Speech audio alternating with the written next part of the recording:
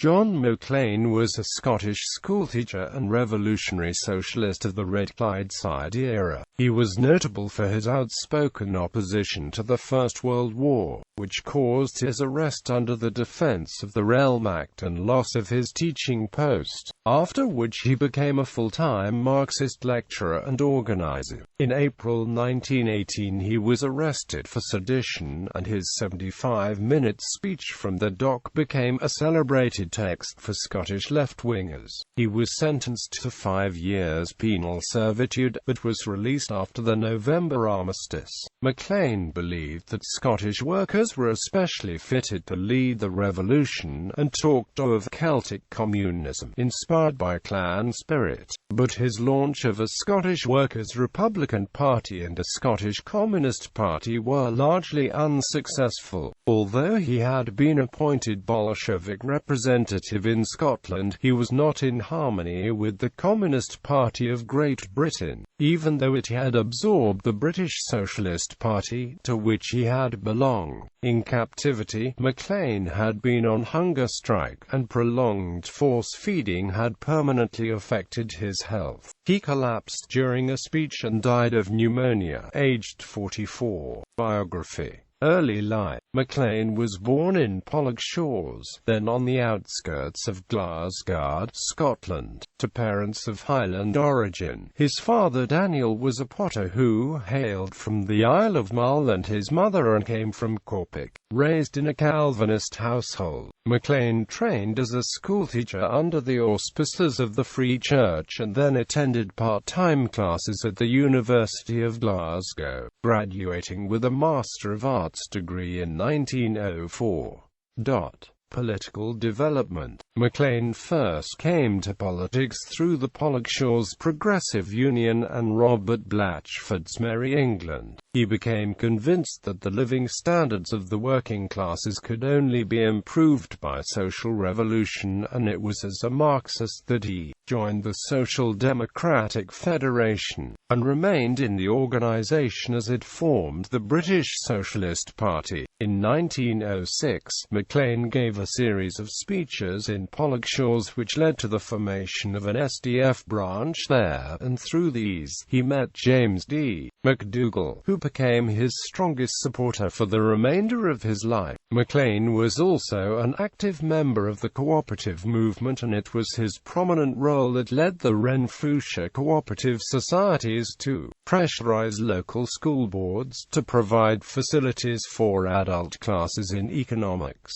Marxist educator. By the time of World War I, his socialism was of a revolutionary nature, although he worked with others on the Clyde Workers' Committee who were more reformist in outlook, such as his friend James Maclean. He heavily opposed the war, as he felt it was a war of imperialism which divided workers from one another. As he explained in his letter to Forward, his politics made him well known to the authorities of the day, and on the 27th of October, 1915 he was arrested under the Defence of the Realm Act, and Govan School Board sacked him from his teaching post at Lawn Street Primary School. As a consequence, he became a full-time Marxist lecturer and organizer, educating other Glaswegian workers in Marxist theory. He would later found the Scottish Labour College. During World War I, he was active in anti-war circles and was imprisoned for his efforts in 1916, but was released in 1917 after demonstrations following the February Revolution in Russia.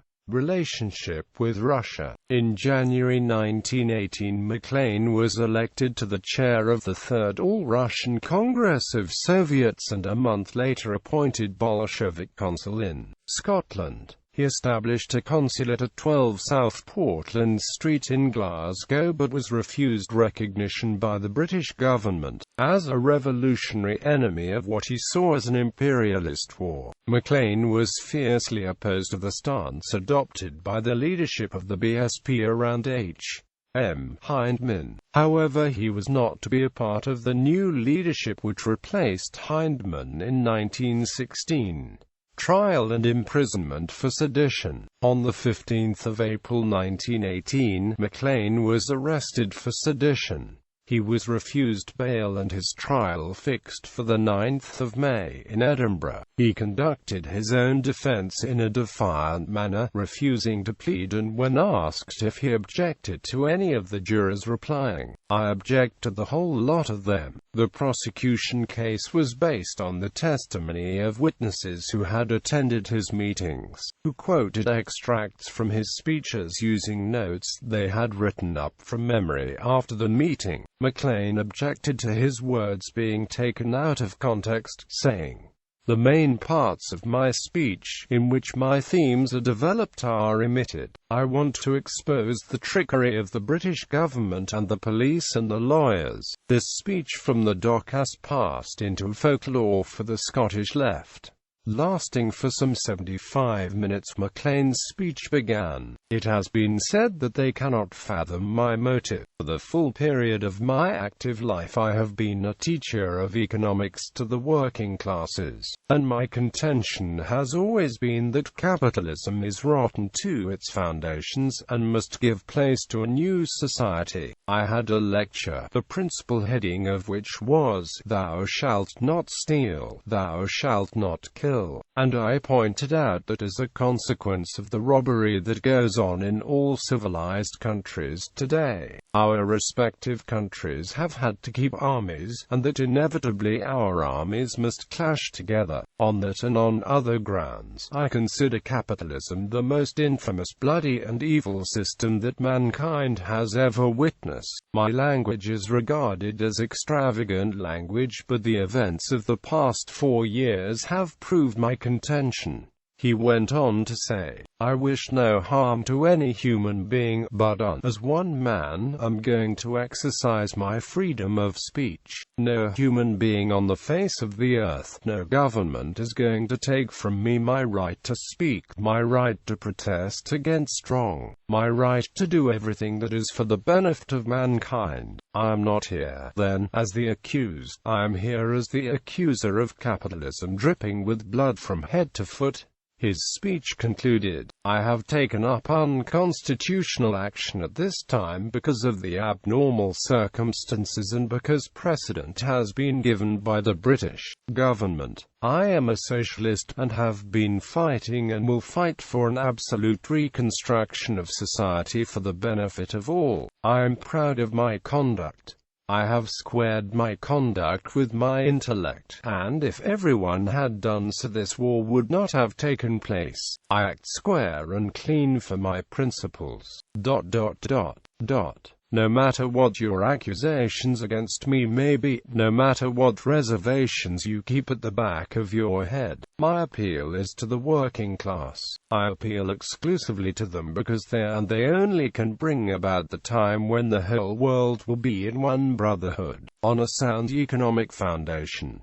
That, and that alone, can be the means of bringing about a reorganization of society, that can only be obtained when the people of the world get the world, and retain the world." He was sentenced to 5 years penal servitude and imprisoned in Peterhead Prison near Aberdeen. However, a militant campaign was launched for his release. The call, "Release John Mcclane," was never silent. Every week the socialist papers kept up the barrage and reminded the readers that in Germany Karl Liebknecht was already free, while in democratic Britain John Mcclane was lying in a prison cell being forcibly fed twice a day by an India rubber tube forced down his gullet, or up his nose. Is the Scottish office asked forward to be stained with a crime in some respects even more horrible and revolting, more callous and cruel, than that which the governors of Ireland perpetrated on the shattered body of James Connolly? Following the armistice on the 11th of November, he was released on the 3rd of December 1918, returning to Glasgow to a tumultuous welcome. 11 days later he was the official Labour Party candidate at the general election in Glasgow Gorbals. He won a respectable vote but failed to unseat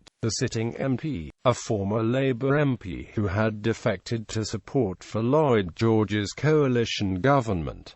Formation of the Communist Party. as the BSP was the main constituent organisation which merged into the newly formed Communist Party of Great Britain. Mcclane was alienated from the new party despite his support for the Communist International. He developed a belief that workers in Scotland could develop in a revolutionary direction more swiftly than their comrades in England and Wales, and attempted to found a Scottish Communist Party. This grouping renamed itself the Communist Labour Party and dropped Mcclane's distinctive positions, so he left in disgust. He attempted to found a new Scottish Communist Party, without success. It seems that he may have become a member of the Socialist Labour Party at this time. It was around this time that Mcclane formed the Scottish Workers' Republican Party, which combined communism with a belief in Scottish independence. Mcclane's call for a communist Republic of Scotland was based on the belief that traditional Scottish society was structured along the lines of community. He argued that the communism of the clans must be re-established on a modern basis, and raised the slogan, "Back to community and forward to communism." Death and legacy. His stay in Peterhead prison in 1918 caused a considerable deterioration in his health, being force-fed through hunger strikes.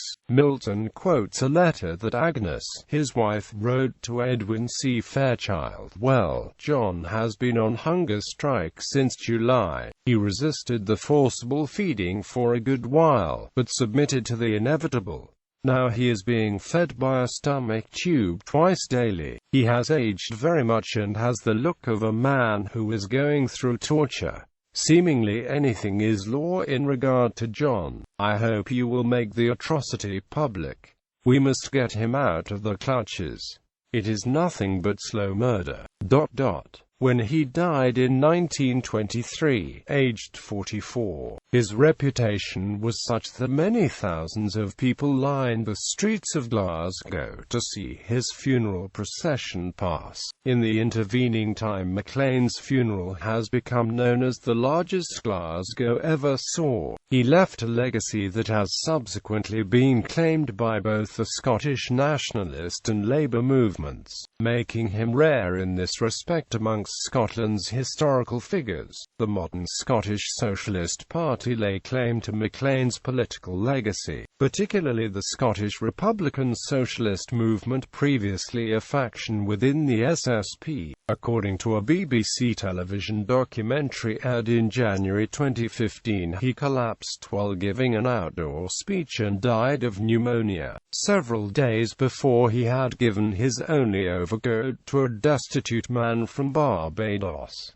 Nan Milton. Without the tireless work of Mcclane's daughter, Nan Milton, the memory of her father might have been lost. It was not just that she helped found the John Mcclane Society and served as its secretary, she made the revival possible. At a time when no one was interested, she copied out all her father's writings from his own and other publications in the National Library and typed them up. That was how Hugh McDiarmid read his works and then championed his ideas. Her first husband wrote a biography of Mcclane and lent the only copy of the manuscript to the West Indian socialist C.L.R. James, who left it on a London tube train.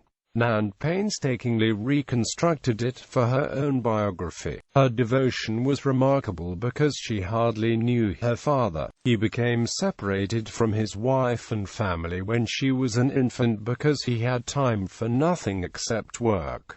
John Mcclane in popular culture. In his poem John Mcclane, written by 1934 but only published later in the 1956 edition of Stony Limits and Other Poems, Hugh McDiarmid railed that of all Mcclane's foes not one was his peer, and described Mcclane as both beautiful and red. In his 1943 poem Crassivi, this was the inspiration for the title of Crassivi, a 1979 play by Glasgow writer Freddie Anderson. Mcclane was eulogized as the Eagle o' the Age and placed in the Scottish pantheon alongside Thomas Muir and William Wallace by Sidney Goodsir Smith in his ballad O John Mcclane. In 1948, McDiarmid and Smith gave readings at a huge mass meeting at St. Andrew's Hall in Glasgow, organised by the Scottish USSR Society to mark the 25th anniversary of his death. Mcclane is the subject of a number of songs. Hamish Henderson makes reference to Mcclane in the final verse of his Freedom Come All Ye, and his John Mcclane March was specifically written for the 25th anniversary memorial meeting. John Mcclane was known as the Fighting Dominie, and this forms the chorus of Matt McGinn's song The Ballad of John Mcclane. He is also referenced in several of the tracks on the album Red Clydeside by folk musicians Alistair Hewlett and Dave Swarbrick. Mcclane's life is celebrated in the play The Wrong Side of the Law by Esher writer Norman Deeley. This deals with the political and personal struggles that Mcclane faced in his fight to establish socialism in Scotland. The Soviet Union honoured Mcclane with an avenue in central Leningrad, Maclean Prospect, which ran north from the Fontanka towards the Moika. It has now, like Leningrad, St. Petersburg itself, reverted to its original name, Angliisky Prospect. In 1979, on the centenary of his birth, the USSR issued a 4-kopeck commemorative postage stamp depicting Mcclane in a portrait by Peter Emilovich Bendel. Bibliography. Anderson, Tom. John Mcclane M.A. Proletarian Press, Glasgow, 1930.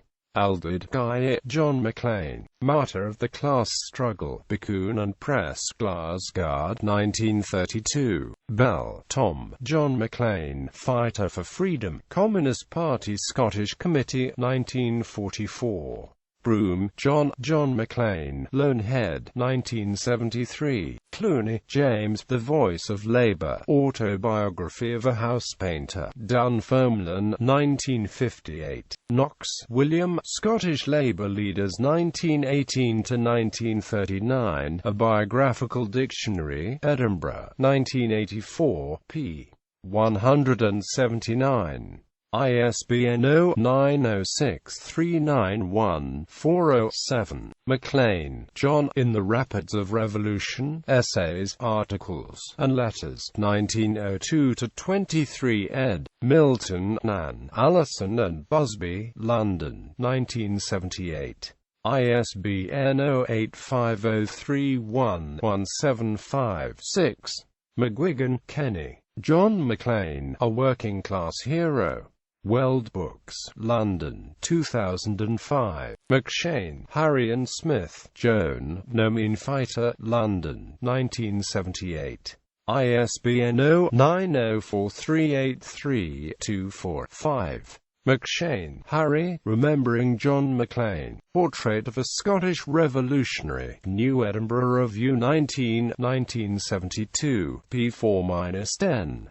Milton, Nan. John Mcclane, Pluto Press Limited, 1973. ISBN 0-902818-384. Ripley, Brian J. John McHugh. John Mcclane, Lives of the Left Series. Manchester Univ Press, 1st of December 1989.